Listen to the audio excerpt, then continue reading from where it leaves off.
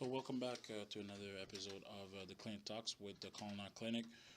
Before I start with my ramblings about multiple subject, I just want to wish you guys a great 2016 or 2017. Already on the mistakes. 2017 year. Hopefully, it would be filled with joy, lots of health, travel, money, girls, guys, whatever. You prefer. But all the best for you guys and for you guys that were struggling in 2016, including myself. I guess we're wishing and then we're working hard to have a better year this year. So I wanted to touch on a few subjects. So it will be kind of a ramble, but hopefully it will help out a lot of people. I had to redo this recording only because the first one was sounding like shit. I sounded like a robot. So I figured, hey, I'll just do it again. And maybe it will sound a bit better. So let's hope for the best on this one. So my first topic that I wanted to address is the resolutions. There's a lot of them. Of course, it's the beginning of the year. People felt compelled to either go on Twitter, Facebook, and then it's the whole cliche, new year, new me. There's nothing wrong with that, but I feel like just pointing it out to the world is the issue. It's just because you don't have a plan to what you want to do. And also, you think that, okay, people will hold me accountable, will, call me out if I don't reach those goals, or they'll check on me. But the reality of the thing is they're dealing with their own shit as well. So unless your friend is called the Culinary Clinic, you're not going to get called out if you miss anything, or you're not going to get regular checks. So ultimately, you're just going with this wave. You're just going with just a phase where we're at the beginning of the year, then therefore I must do this in order to get likes or responses on your Facebook, which will bring me to another subject later on with this whole social media thing. But resolution are best if you just focus on what you have to do.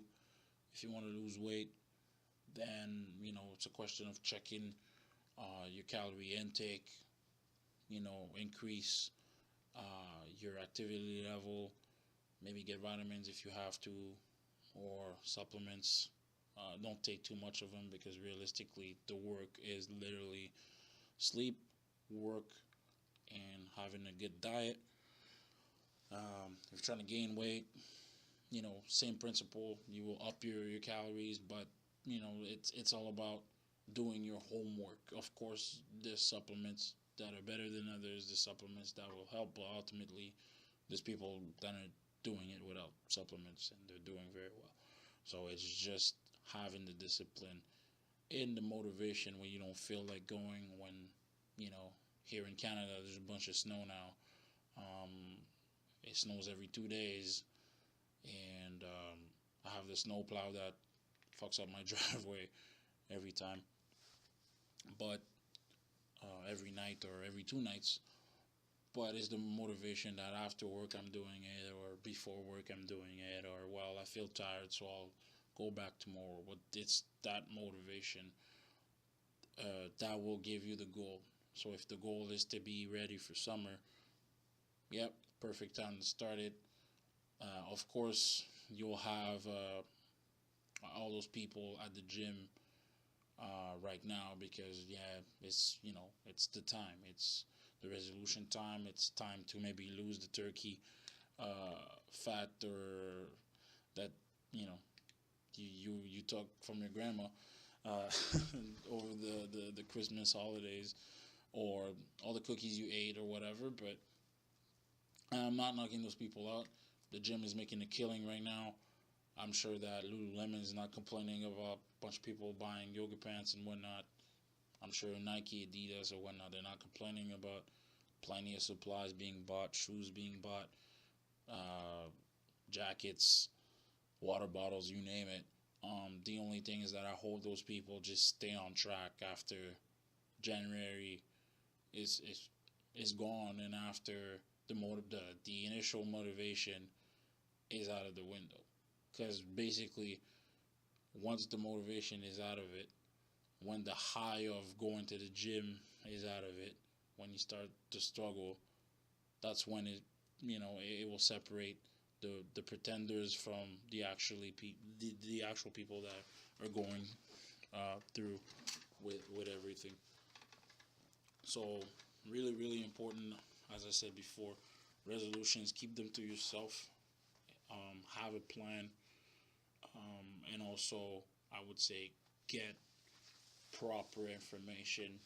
Even if you have to see an expert, you have to pay for them, whether it's a business plan or it's a training plan.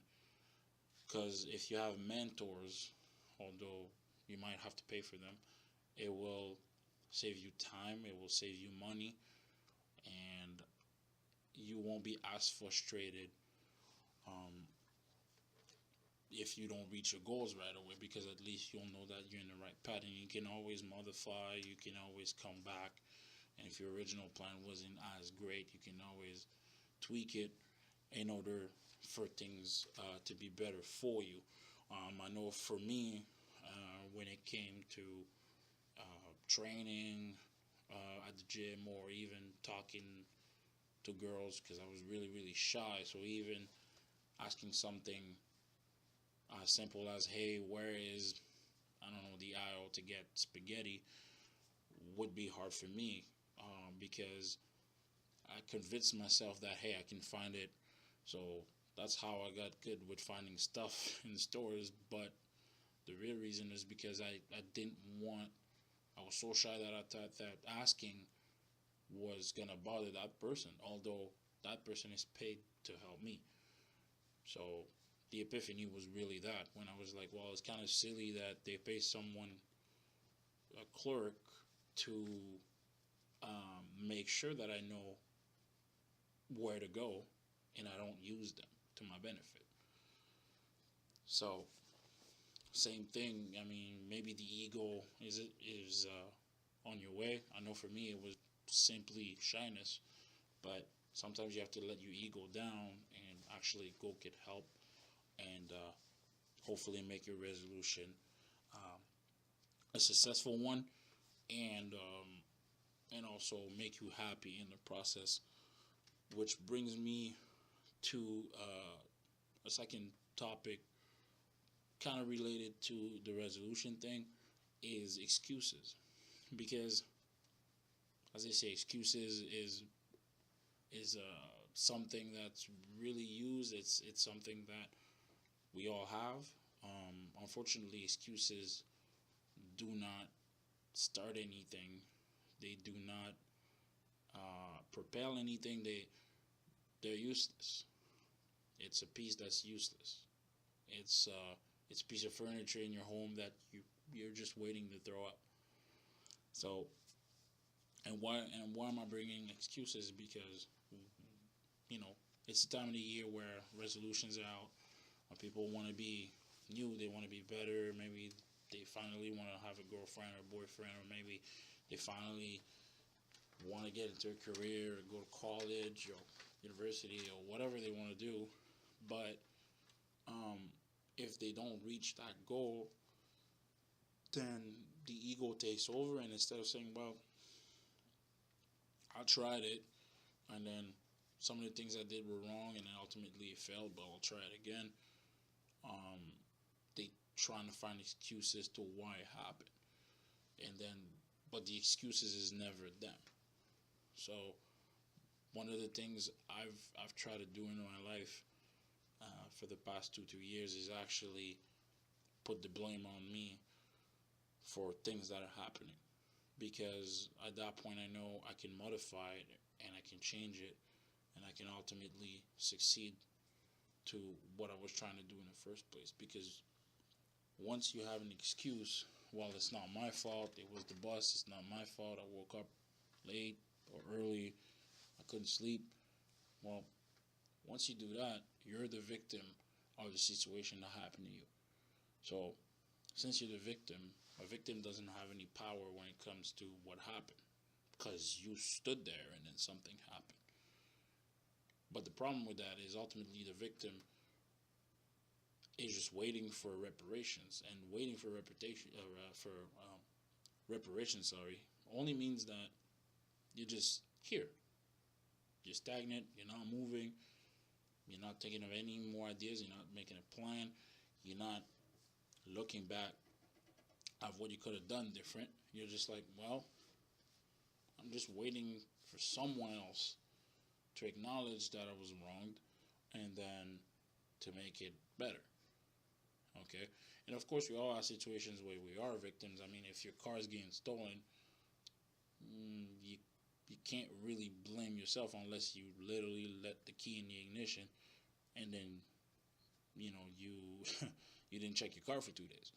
But I'm saying if under normal circumstances your car got stolen, well, this is why you call the insurance, because you pay them so that when stuff like that happens, you're covered.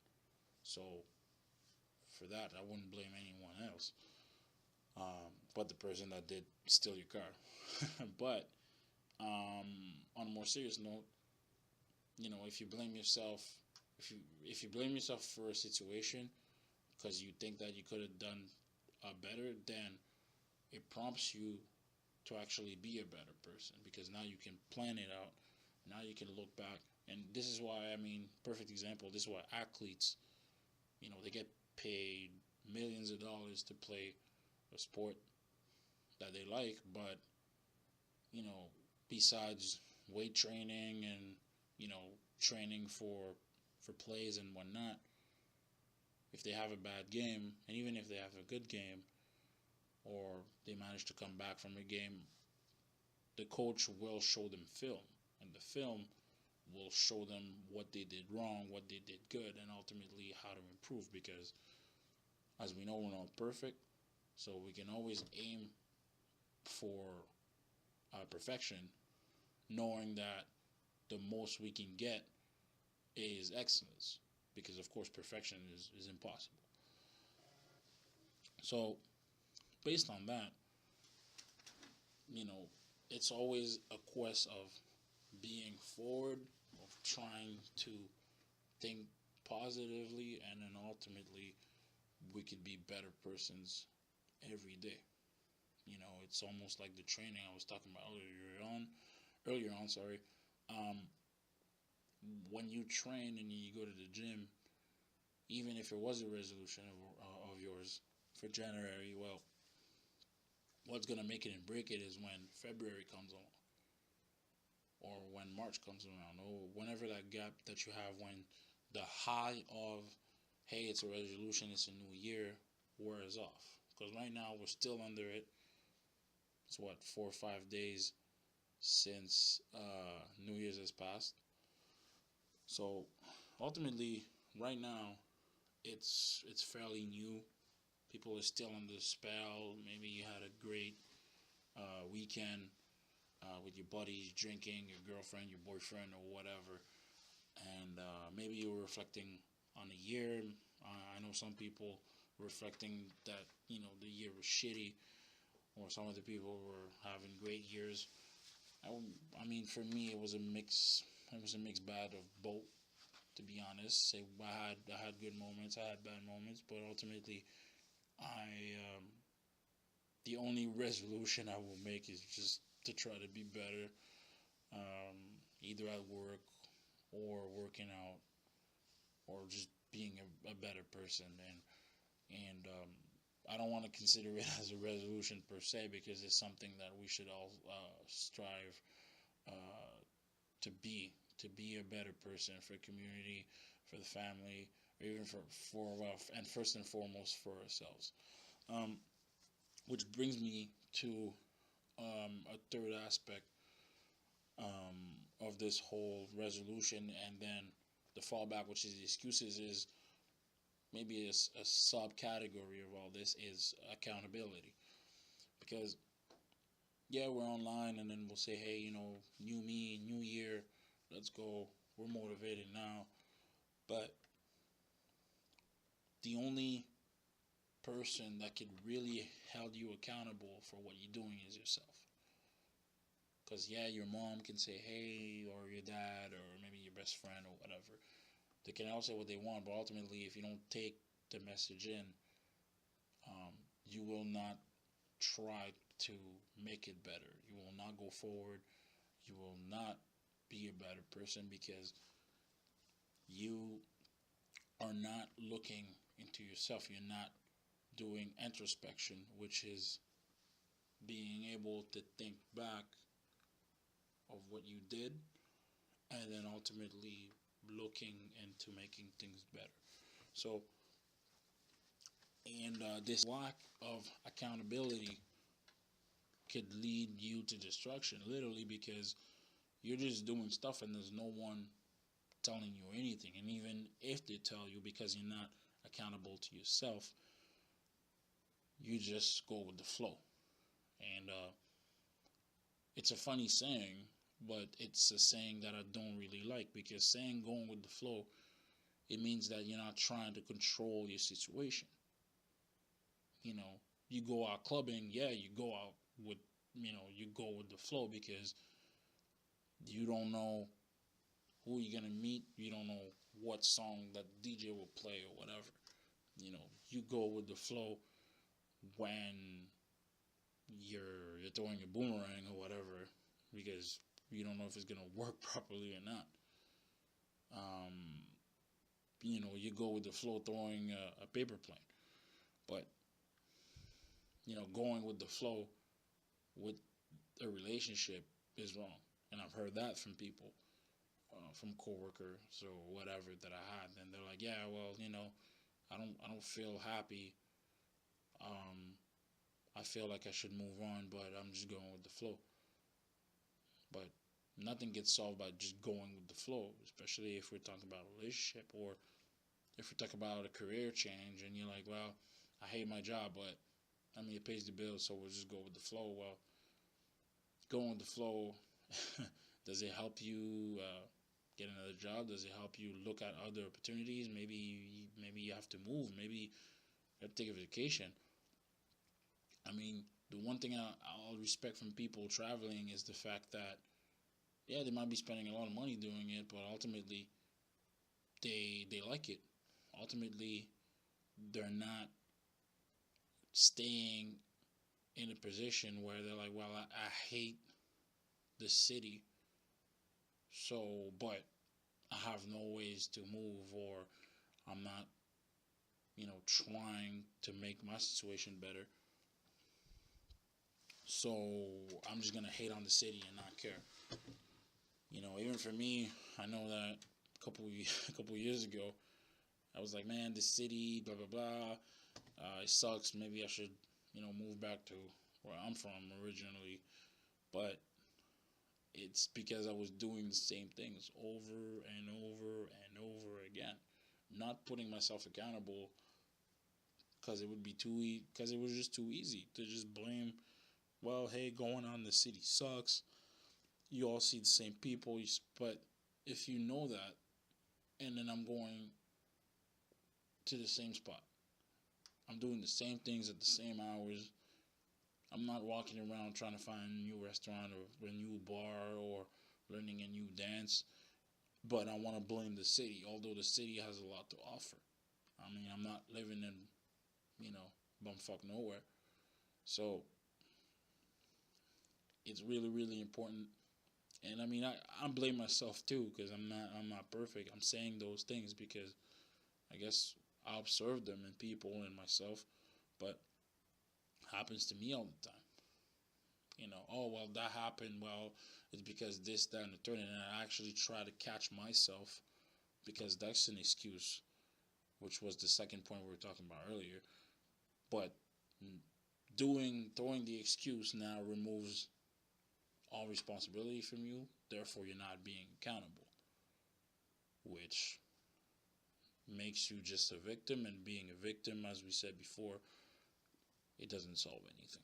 So, and then lastly, I just wanted to go with random thoughts I had.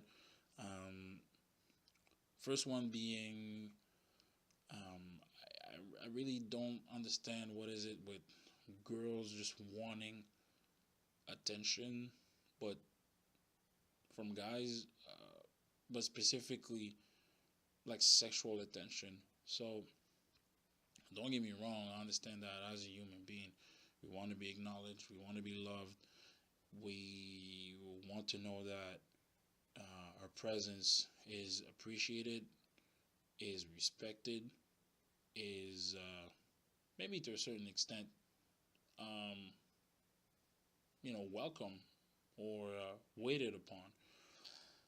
But I think that the main issue is the fact that some girls and some guys are like that too, don't get me wrong, but I see it more in girls where they feel validated, when someone just is like really wants to get them, or they look at them, and I don't understand why something so normal has become an obsession. I mean, I see it at the gym, or maybe at the mall, or maybe walking around. Like, you'll have those, gorgeous girls, gorgeous, just walking around, but the era that they have is, well, I know you're gonna be looking, I know you want me, and because of that, I got you. And I'm just like, well, ultimately,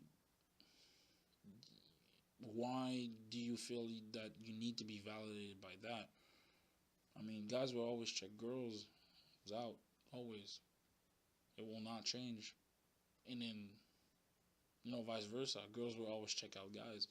So, why all why all of a sudden it's, oh my God, like I need to do this because if I do this, I'll get X amount of followers, I'll get X amount of likes, I'll get this, I'll get that. Which brings me to another point with the whole like social media thing. It started off as being a tool to be able to connect. I mean, if we take Facebook was a tool to be able to connect with people within the same university. After that, they expanded to being public, which was great. I mean, I'm using it every day to be able to talk to friends and whatnot. But it also turns out that ultimately it's a comparing tool. It's literally, well, this is your life against mine.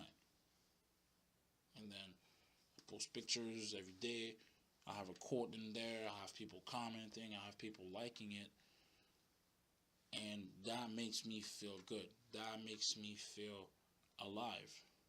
Okay? But what's really funny is in the brain, okay, when you see something like that happen, it creates a depression. It not necessarily a depression right away, but it creates like just an urge of always doing something to be liked. It's a dopamine effect, okay, and the dopamine floods your brain, okay, and you feel good. But the problem with dopamine being all over your brain like that is because eventually the same type of activity that was releasing that dopamine, okay, doesn't send enough dopamine. So it doesn't feel the same way. It's almost like alcohol or whatever. If you keep drinking every day, okay, maybe it will take a month, maybe it'll take 2 weeks, 3 weeks, but the amount that it took you on day one to get drunk will be much more, because now your body is used to it. Now it's just an integrated part of yourself.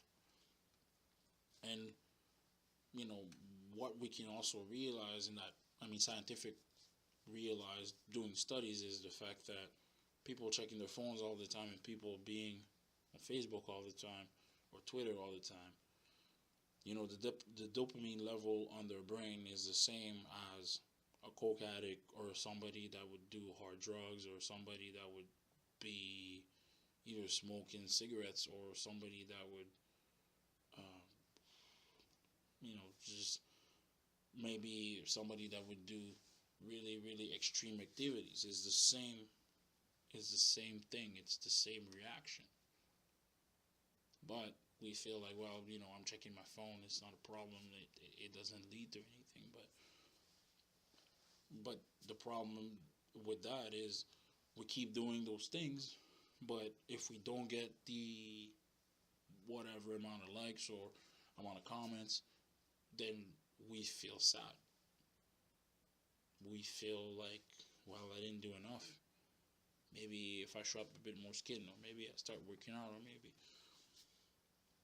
But we tend to forget that ultimately, social media, Facebook, Twitter, Snapchat, was all created for us to be more connected. So, how the hell do we feel so disconnected when we have the best technology to be able to connect instantly with anyone? It's because technology is missing one point, is the human touch.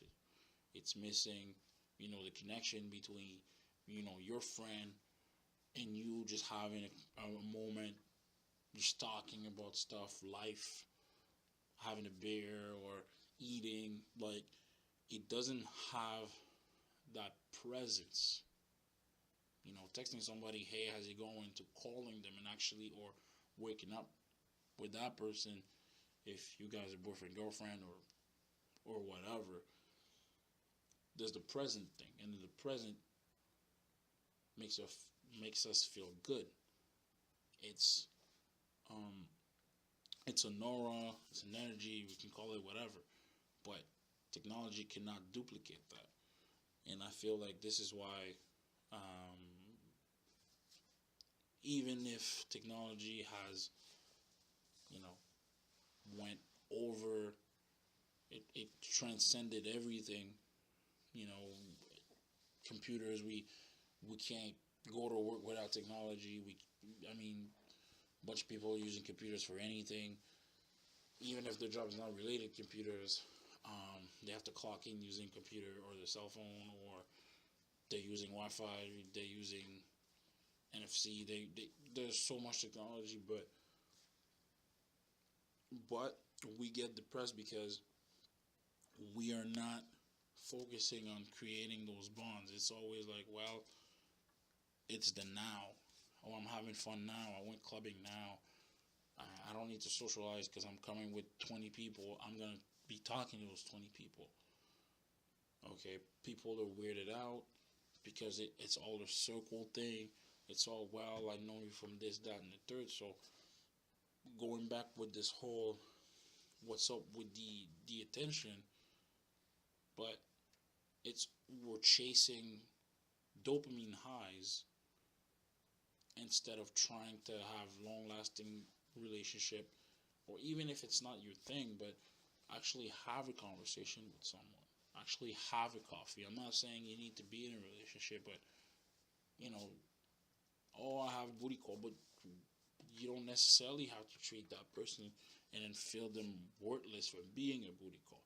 You can take them out. You can have a coffee with them, have a conversation with them, try to ask them how they think about life, how they think about society, what's their plan for the future, and explain to them that I don't necessarily want to have a relationship with you, but I feel like it's kind of important that you are a human being, and therefore I can have a conversation with you. Since we're being intimate, we're doing all those things behind closed doors, so that's the very least I could do. And on both sides, men and women, we need to be better on that, because just because we're just seeing each other like that, it doesn't mean that I don't owe you respect. It doesn't mean that you're not worth me taking 2-3 minutes of my time to say, hey, how's it going? I hope you're okay. Or, hey, you feeling sick? Well, we're supposed to meet tonight. It's not gonna happen, but hey, I'll bring you soup or whatever.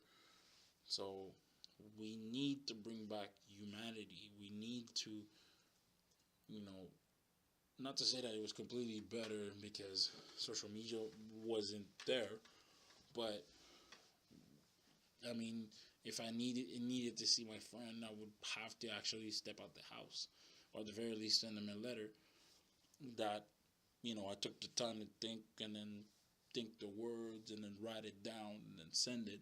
So there's an effort to this whole thing, you know, and I think that's what we need. It's just social media is great. I mean, I have it, although I took out Snapchat because I had the same people on Snapchat and Facebook. I'm like, well, there's no point of getting all this the same sort of service. Maybe eventually I'll take out Instagram or whatever, because again, it's all those different services, and then we think that we're reaching a lot more people, but actually we're not, because it's the same people that are in there. Our circle is there, or the people that we date are there. So is it really important to have 3, 4, 5 platforms that have pretty much, give or take, the same people? I don't know. I think it's not. So I think that we just need to, let go of the social media a little bit and then try to live our lives outside. And then hopefully, step by step, we can make this a better world. So, yeah, I hope you guys enjoy this. I didn't go very, very specific, kind of rambling a bit.